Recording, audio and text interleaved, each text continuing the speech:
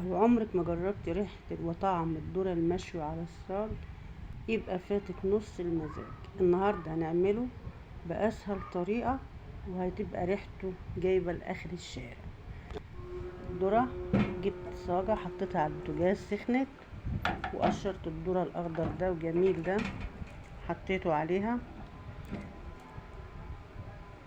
بصي يعني ما بيكملش نص دقيقة بتقلبيه على طول من غير بقى فحم ولا فرن ولا اي حاجة، ومنتهى السهولة، وبتقلبيه على طول.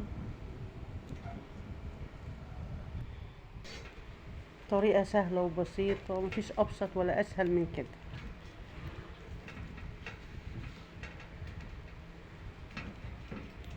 اللهم صل وسلم وزد وبارك على سيدنا محمد وعلى اله وصحبه اجمعين. اي كده خلاص اهو قربنا نخلص الذرة بتاعنا.